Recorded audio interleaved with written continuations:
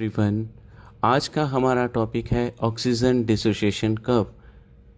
Oxygen dissociation curve को जानने के लिए हमें कुछ फैक्टर पता होने चाहिए।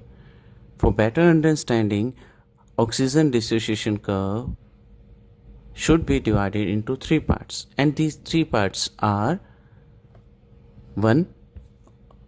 O2 percentage in air. What is O2 percentage should be in air? What is partial pressure of the oxygen? And third character, which is called as molecular interaction between hemoglobin and O2. ये तीनों factor हमें जानने बहुत ज़रूरी हैं। मैं repeat करता हूँ। पहला है oxygen percentage in air, second is partial pressure of oxygen, third one is molecular interaction between hemoglobin and oxygen. तो पहला फैक्टर हम डिस्कस करते हैं O2 percentage in air.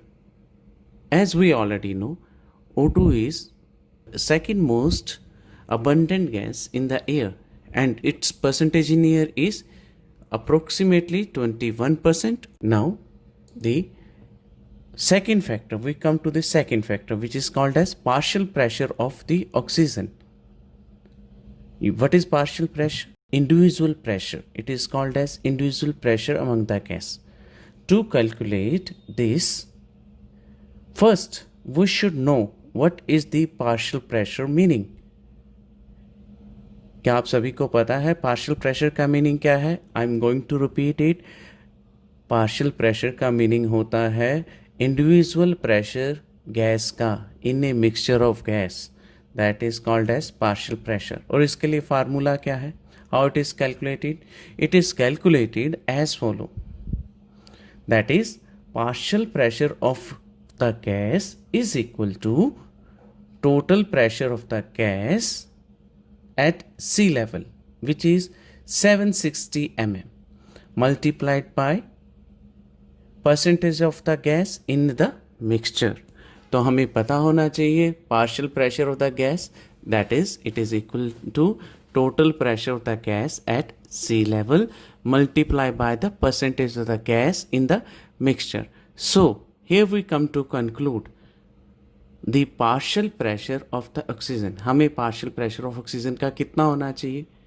Now you are ready for that?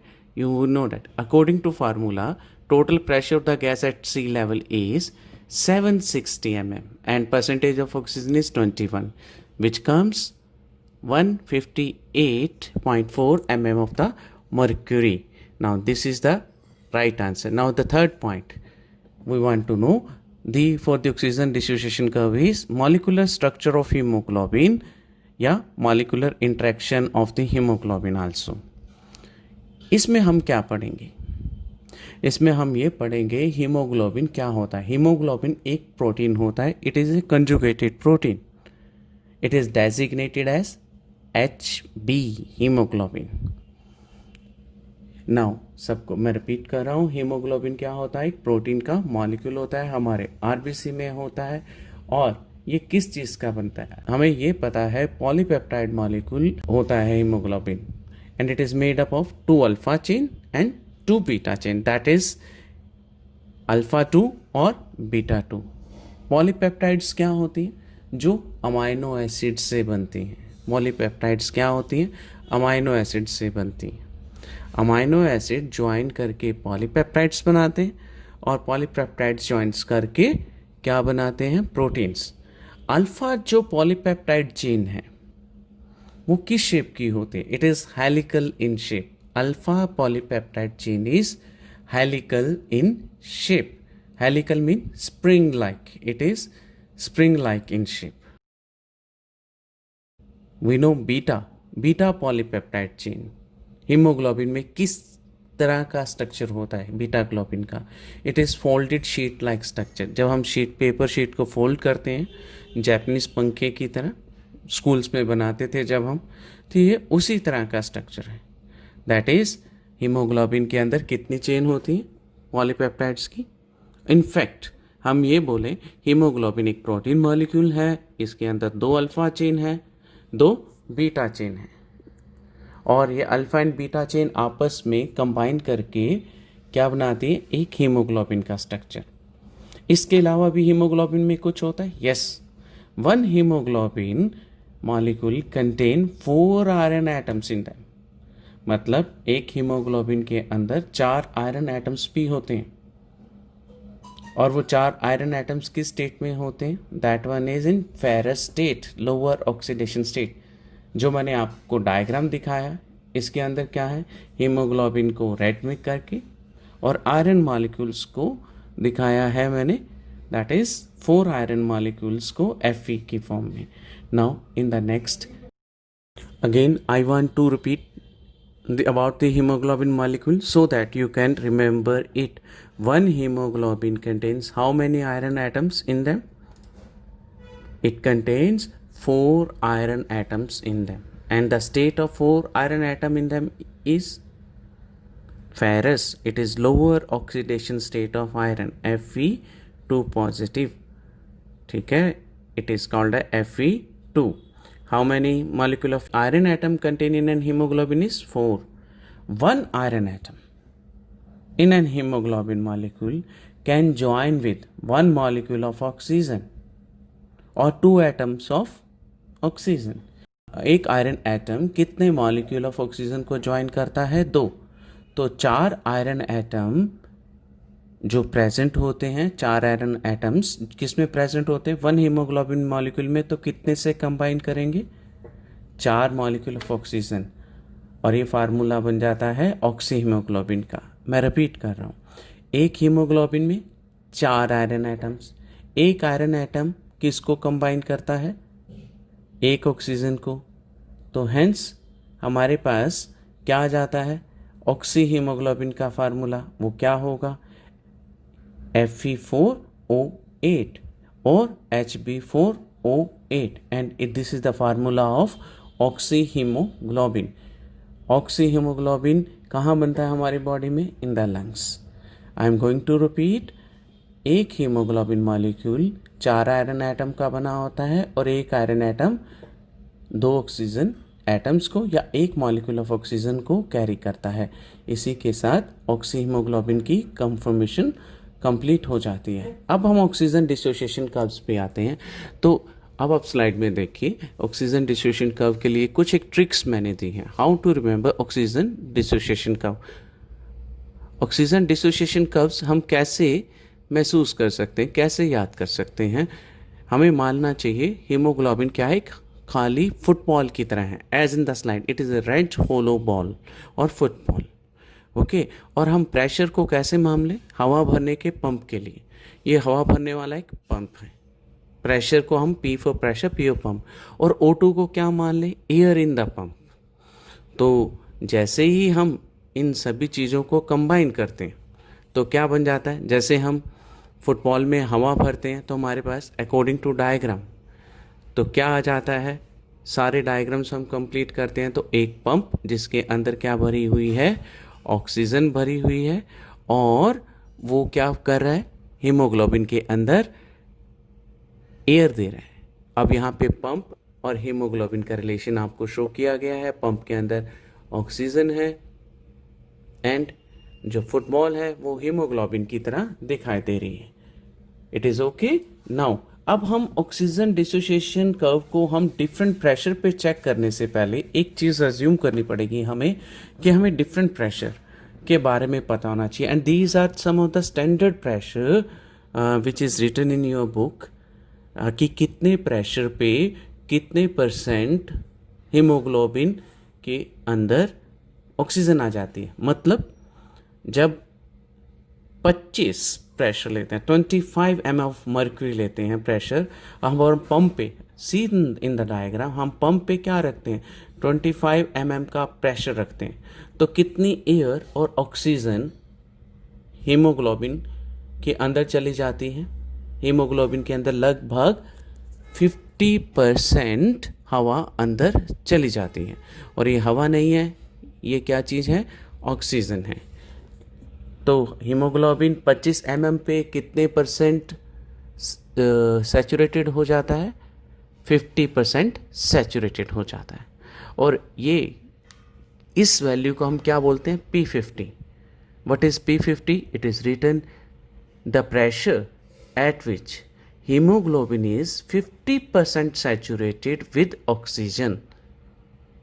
The pressure at which hemoglobin is 50% saturated with oxygen is called as P50. Please remember it by heart.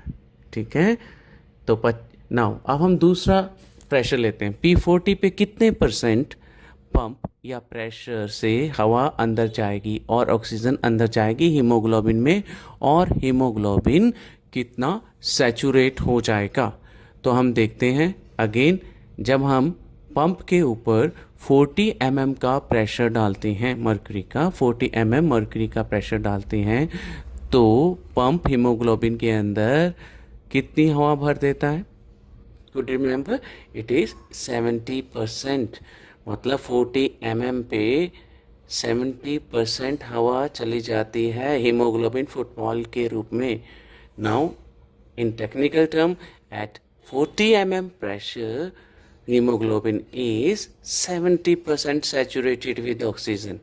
अब हम एक तीसरा standard pressure और create करते हैं.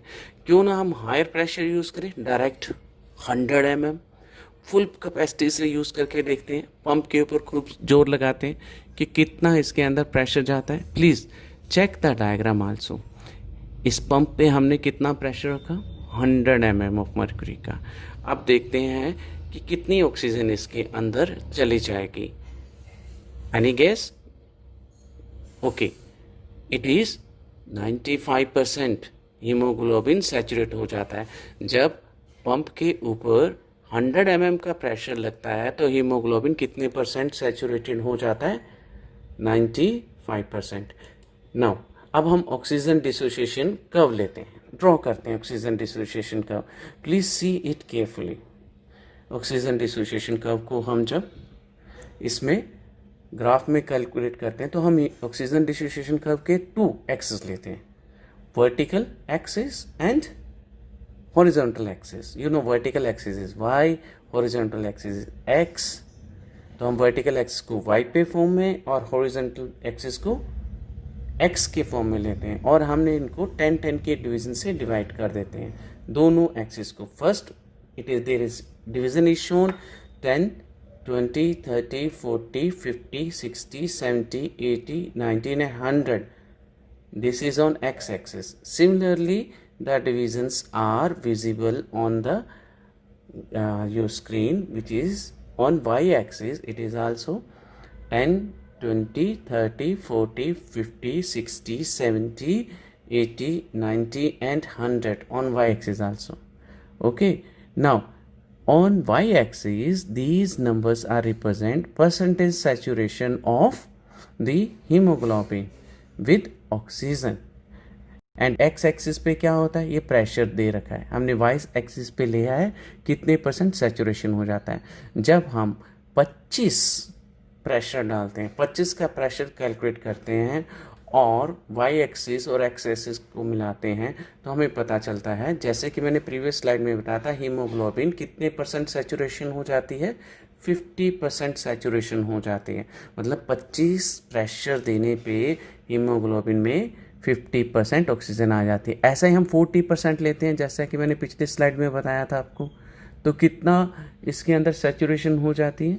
Near about 70% saturation हो जाती है 40 mm प्रेशर पे हीमोग्लोबिन के अंदर. डायग्राम के साथ आप बिल्कुल इसको क्लियरली विजिबल फॉर्म में देख सकते हैं. नेक्स्ट, जब हम 100 लेते हैं तो कितना, डू यू रिमेंबर, कितनी ऑक्सीजन चली जाती है? हीमोग्लोबिन कितने परसेंट सैचुरेशन हो जाता है? दैट इज़ अप्रोक्सीमेटली 95% सैचुरेशन हो जाता है. एट 100 mm पे हीमोग्लोबिन 95% सैचुरेटेड हो जाता है. Now it is okay. जब हम इनके मेन पॉइंट्स को, ग्राफ के मेन पॉइंट्स को मिलाते हैं तो हमें क्या ऑब्जर्व होता है? Do you remember?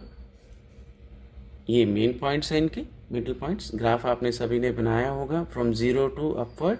It forms a S-shaped graph as clearly visible in the slide also. It is normal ODC.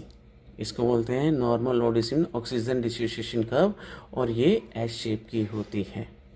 Very important to know, ये एस शेप की होती है. नेक्स्ट वन इज हम इसी डायग्राम को फिर से लेते हैं, किस फॉर्म में लेते हैं, दैट वन इज, अब इसके दो फॉर्म है ओडीसी के, या तो ये राइट साइड जाएगी या ये कहाँ जाएगी, लेफ्ट साइड में।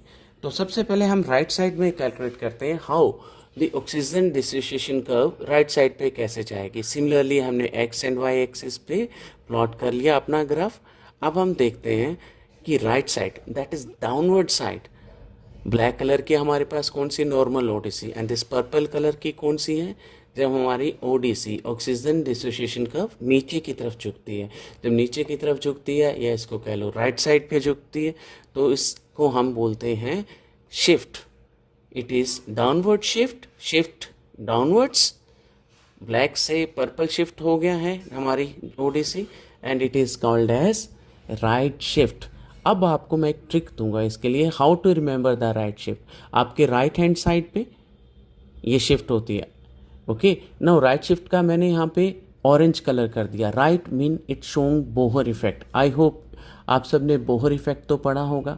राइट का आर लेता हूँ और राइट का टी उठा लेता हूँ, इसके साथ हमने क्या करते हैं, इट अकर्स इन टिश्यू। तो दो यहाँ इंपॉर्टेंट क्वेश्चन कवर अप हो गए आपके। राइट शिफ्ट कहाँ पे होती है, टिश्यू के अंदर, और कौन सा इफेक्ट शो होता है, बोहर इफेक्ट। बोहर इफेक्ट अब होता क्या है, सपोज हमारे पास एक आरबीसी है और इस आरबीसी इज सैचुरेटेड ऑक्सीजन, ये लंग्स से आ रहा है। कहाँ आ रहा है, लंग से, टिश्यू में। As we know tissue is working very hard, yes or not, yes, tissue is working very, they need oxygen or not oxygen, yes. RBC which comes from the lungs give O2 to the tissue, in reverse tissue which is working produce CO2, and this CO2 combines with now hemoglobin to form carbaminohemoglobin, and this RBC with carbaminohemoglobin goes to the lungs.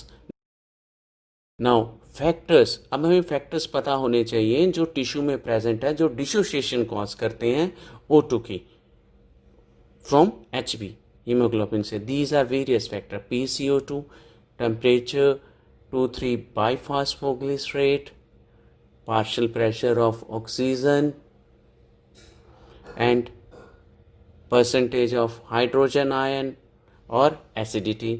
You know that in the tissue CO2 ज़्यादा होती है, tissue काम का temperature ज़्यादा होता है और साथ BP ज़्यादा होता है, ऑक्सीजन का लेवल pH कम होता है, हाइड्रोजन आयन की कंसंट्रेशन ज़्यादा होती है, that is acidity, okay. In tissue these are the factors which are responsible dissociation. Right now next slide में हम पढ़ेंगे कि कैसे हमारे पास ये शिफ्ट है ओडीसी लेफ्ट साइड में कैसे जाती है। As the same graph is here, it is drawn black color में यहाँ पे क्या shown हुआ है, ODC. Now to the normal ODC, to the left side there is a shift of ODC which is shown here in red color, and this red shift of normal ODC is called as, that is left shifting, ठीक है। फिर से normal Odissi black है और ये कहाँ पे move कर रही है, अपने लेफ्ट हैंड साइड पे, इसलिए इसको क्या बोल देते हैं, लेफ्ट शिफ्ट। अब यहाँ पे भी आपको एक फार्मूला मिलेगा लेफ्ट शिफ्ट कैसे होती है। लेफ्ट शिफ्ट में हमने पूरा ऐसे लिख लिया। अब मैंने यहाँ पे लेफ्ट शिफ्ट को एल को ग्रीन कर दिया, एल ग्रीन हो गया। तो अब ये कहाँ हो रहा है, इसका एक निमोनिक है, it occurs in left shift occurs in lungs, it occurs in lungs, याद रखना आपने, it occurs in lung, and it represent, lungs में क्या रिप्रेजेंट करता है, एसोसिएशन। बोहर इफेक्ट में डिसोसिएशन था, यहाँ पे क्या है, एसोसिएशन। किसकी एसोसिएशन, किसके साथ, हीमोग्लोबिन की एसोसिएशन किसके साथ, O2 के साथ, ठीक है। यहाँ पे हीमोग्लोबिन की एसोसिएशन होती है O2 के साथ, ओके, बिकॉज ऑक्सीजन बहुत ज़्यादा प्रेशर में होती है यहाँ पे, और जैसे ही O2 कंबाइन करता है हीमोग्लोबिन के साथ तो क्या बन जाता है, ऑक्सी हीमोग्लोबिन। तो यहाँ पे हम शो करेंगे कि कैसे lungs, you know there is a diagram of the lungs right now going to be drawn on your screen. This is right lung and this is left lung.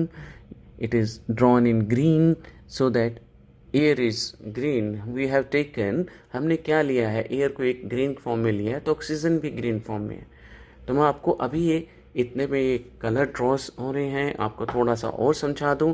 जब normal Odissi curve है वो left side पे चली जाती है तो उसे left shift कहते हैं, और लेफ्ट शिफ्ट का एक फार्मूला, स्मॉल निमोनिक फार्मूला है एल। सबसे पहले लेफ्ट शिफ्ट का हम एल उठा लेते हैं। एल क्या है? That is left shift occurs in lungs and it represents what? Association. किसकी एसोसिएशन? हीमोग्लोबिन की। किसके साथ? ऑक्सीजन के साथ। और ऑक्सीजन कहाँ पे है? ऑक्सीजन कहाँ से मिलती है हमें? लंग्स से। तो there is a formula of oxyhemoglobin came which combines HbO2। ठीक है। नाउ ऑक्सीजन यहाँ लंग्स बन चुके हैं और ऑक्सीजन दे रहे हैं। किसको दे रहे हैं वो ऑक्सीजन? आरबीसी को। आरबीसी के हीमोग्लोबिन के साथ क्या कंबाइन करती है? HbO2 एंड ये क्या बन जाता है? Oxy haemoglobin. और ये इफ़ेक्ट, इस इफ़ेक्ट को हॉल्डेन इफ़ेक्ट के तौर पे भी माना जाता है।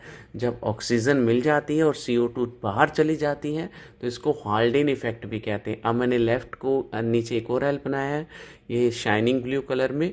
तो एक और फार्मूला है, हॉल्डेन में भी एल आता है और इसमें भी लेफ्ट शिफ्ट में भी एल आता है। तो याद रखना आपके। Now there are various factor which are opposite to the right shift के। We will discuss in the given slide. यहाँ पे क्या होता है, इसी स्लाइड के अंदर हम देखेंगे कि PCO2 का लेवल क्या होता है, लंग्स में कम होता है, टेम्परेचर भी कम होता है, 2-3 BPG कम होता है। और क्या कम होता है? इस स्लाइड में आप चेक कर सकते हैं। ऑक्सीजन का लेवल ज़्यादा होता है, pH ज़्यादा होती है और हाइड्रोजन का लेवल कम होता है। अब ये जो स्लाइड आपके सामने, इसमें ये सारी चीज़ें मैंने कंबाइन करके दी हुई है कि 25 mm पे ऑक्सीजन कितनी भर जाती है एक हीमोग्लोबिन मॉलिक्यूल में। आप स्लाइड के अंदर भी देख सकते हैं। दैट इज अप्रोक्सीमेटली 50% भर जाती है। It is so? यस। हाँ, फिर आपको ये भी पता है कि जब हम इसको 40 पे लेते हैं, 40 का प्रेशर लेते हैं हम ऑक्सीजन का, तो हीमोग्लोबिन ऑक्सीजन से कितनी % सैचुरेशन हो जाता है? नियरली 70%। 25 mm पे कितना? 50%। और 40 mm पे कितना? 70% सैचुरेशन हो जाता है। ठीक है, आप ये स्लाइड के अंदर देखिए, यहाँ पे लिखा जा रहा है। और नेक्स्ट, जब हम फुल प्रेशर 100 का प्रेशर ले लेते हैं तो कितनी ऑक्सीजन जाती है हीमोग्लोबिन के अंदर? कितने % वो सैचुरेशन हो जाता है? 95%। ओके। नाउ अब इनके मेन पॉइंट्स को हम जब ज्वाइन करते हैं तो हमारे पास एक नॉर्मल क्या आ जाती है? As you see in the picture, this black color line is drawn which is passing through the middle points of the two joining lines and it forms normal ODC। जब ये नीचे की तरफ चली जाती है तो कौन सी कर्व बन जाती है? That one is called as downward shift और right shift। मैंने आपको पिछली लेक्चर में भी, पिछली स्लाइड में भी बताया था कि राइट शिफ्ट को हम एक तरीके से और से भी याद कर सकते हैं। हम राइट शिफ्ट के क्या ले सकते हैं? R को यहाँ और T को। R को जब हम अलग करके लिखते हैं तो आपको याद रहना चाहिए, it is Bohr's effect. Okay. और बोहर इफेक्ट कहाँ होता है? You know that in tissue में। तो राइट वर्ड में T भी है, हमने इसका T भी अलग करके लिख दिया। It is for mnemonics that it occurs in the tissue. Okay. तो राइट शिफ्ट क्या शो करती है हमें? राइट शिफ्ट शो क्या करती है हमें? डिसोसिएशन। किस चीज़ की डिसोसिएशन? ऑक्सीजन की डिसोसिएशन। किससे? दैट इज ऑक्सी हीमोग्लोबिन से। Dissociation of oxygen from the oxyhemoglobin. Now as you see in the animation also. ठीक है। और यहाँ पे कई फैक्टर्स आल्सो हैं, ये आपको पता है। यहाँ पे लगभग 5 से 6 फैक्टर्स हैं। टिश्यू में PCO2 का लेवल क्या होता है? ज़्यादा होता है। टेम्परेचर क्या होता है? ज़्यादा होता है। 2,3 बाईफास्फोग्लिसरेट ग्लाइकोलाइसिस का एक प्रोडक्ट है, ये भी ज़्यादा होता है। ये प्रोडक्ट क्या करते हैं? ये एक तरह से मैग्नेट का काम करते हैं और हीमोग्लोबिन को अट्रैक्ट करते हैं। हीमोग्लोबिन को अट्रैक्ट CO2 की तरफ, और CO2 इनकी तरफ खींची चली जाती है। और क्या निकल के बाहर आ जाता है? ऑक्सीजन। ऑक्सीजन किसको मिल जाती है? O2 को। ऊपर में डायग्राम भी दे रखा है। अब यहाँ पे लेफ़्ट शिफ्ट शो हो रही है। लेफ़्ट शिफ्ट कहाँ पे होती है? नॉर्मल ब्लैक कलर जब की कर्व अपने लेफ़्ट साइड जाती है तो इसे बोलते हैं लेफ़्ट शिफ्ट। अब इस तरह की कर्व क्यों बनती है? कहाँ बनती है? आपको पता है ये सारी कर्व कहाँ बनेगी? सारी कर्व बनेगी लंग्स के अंदर और इसे बोलते हैं लेफ़्ट शिफ्ट। यहाँ पे ऑक्सी हीमोग्लोबिन का फार्मूला आपको दिया भी था, और यहाँ पे मैंने आपको बताया था कि ऑक्सी हीमोग्लोबिन बनना एक तरह से हाल्डेन इफेक्ट है, और ये O2 को एक्सेप्ट करता है और CO2 को बाहर निकाल देता है। और भी यहाँ पे कई फैक्टर्स हैं जो ऑपोजिट फैक्टर्स हैं, जो बोहर इफेक्ट में, राइट शिफ्ट में हुए। आप सारी चीज़ें चेक कर सकते हैं। PO2 वहाँ पे क्या था, PaCO2 वहाँ ज़्यादा था, यहाँ कम है, वहाँ टेम्परेचर ज़्यादा था, और लेफ्ट में क्या है, टेम्परेचर कम है लंग्स में। यहाँ पे 2,3-B वाई फास्फोग्लिसरेट भी कम बनता है, हाइड्रोजन आयन की कंसंट्रेशन भी कम होती है। जो फैक्टर लंग्स में हैं वो सेम ऑपोजिट है। किस में ऑपोजिट है, राइट शिफ्ट में। तो यहाँ पे डिफरेंट कलर्स में मैंने शो किया है। यहाँ पे downward arrow of red showing the less number less pressure, and PO2 का यहाँ पे ज़्यादा है, pH भी यहाँ पे ज़्यादा है। तो ये इस तरह से हम सारी ऑक्सीजन डिसोसिएशन कर्व को याद रख सकते हैं। ऑक्सीजन डिसोसिएशन कर्व को याद रखने का एक और भी तरीका है। इसके 2 पार्ट्स हो रहे हैं। How many parts it is having, 2 parts are more. Okay, what are these 2 parts? Oxygen dissociation curve को हम 2 हिस्सों में फिर डिवाइड कर सकते हैं, upper half and lower half. Now check the last part of this oxygen dissociation. हम 50 से, किसी भी ग्राफ को हम 50 से डिवाइड करते हैं, तो हम 50 से एक अपर हाफ बन गया, एक लोअर हाफ बन गया। These arrows, these are arrow, this is slightly dark orange arrow, this is showing the upper half of the ODC. Okay, ये अपर हाफ ऑफ ओडिसी क्या रिप्रेजेंट कर रहा है, association of haemoglobin with oxygen. And ये नीचे एक और line बन रहा हो रही है यहाँ पे 50 से नीचे, ये क्या शो कर रहा है, this one is showing the dissociation of hemoglobin from oxygen. With this ODC curve खत्म हो गया, एंड आई होप आपने इसको एंजॉय किया।